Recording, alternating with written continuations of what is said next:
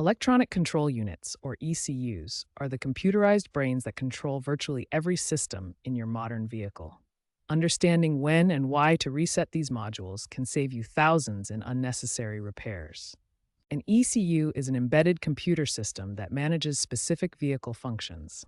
Think of them as specialized computers that constantly monitor sensors and control various components throughout your car. Modern vehicles contain multiple types of ECUs.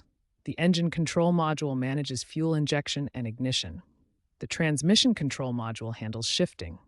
The body control module controls lighting and security features. Safety-critical systems also have their own ECUs.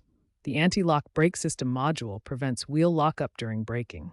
The airbag control module manages all safety restraint systems throughout the vehicle. Modern vehicles are incredibly complex, containing 50 to over 100 ECUs compared to just 5 to 10 in older vehicles. This complexity makes understanding ECU reset procedures increasingly important for vehicle maintenance. ECU resets become necessary when these computer systems develop software glitches, store incorrect adaptive parameters, or accumulate fault codes that affect vehicle performance. Resetting clears these issues and restores proper operation. You might need an ECU reset if you experience touchscreen freezing in Tesla vehicles, navigation system errors in BMW iDrive systems, or transmission shifting problems in Ford F-150 trucks. These are common issues that ECU resets can often resolve. ECU resets are highly effective, resolving 60 to 70% of intermittent electrical issues without requiring expensive component replacement. This can save vehicle owners $500 to $2,000 in unnecessary repairs. However, it's important to proceed with caution. Improper ECU reset procedures can cause additional problems in 15 to 20% of cases. This is why understanding the correct procedures is crucial before attempting any resets. There are three main methods to reset ECUs in modern vehicles. Each method has different levels of complexity and effectiveness depending on your vehicle and situation. The traditional battery disconnection method is the most basic approach. Start by turning off the engine and allowing it to cool.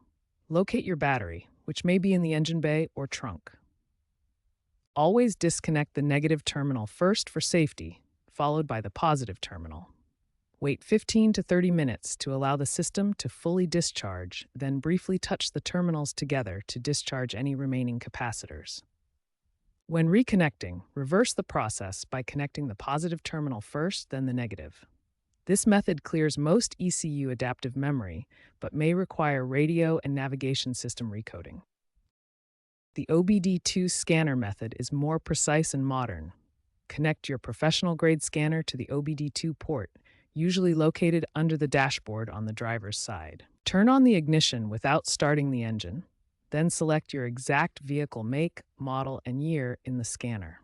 Navigate to the ECU reset functions and choose which specific modules you want to reset. Follow the scanner prompts carefully and allow the system to complete the entire process. This method offers the highest success rate at 90 to 95% and allows selective module resets. Many manufacturers have developed their own specific ECU reset procedures. These methods are often simpler but require exact sequences to work properly. Ford vehicles often use key cycling methods with specific on-off sequences.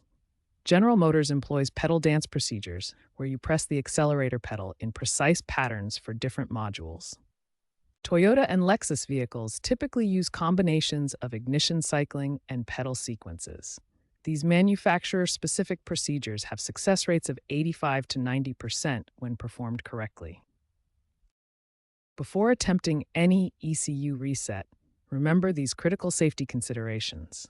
Always use manufacturer-approved procedures when available, and ensure you have a stable power supply throughout the process. Never attempt to reset airbag or other safety-critical modules without proper training. Document all procedures for warranty purposes and consider professional service for complex safety systems. Following these guidelines ensures both effectiveness and safety.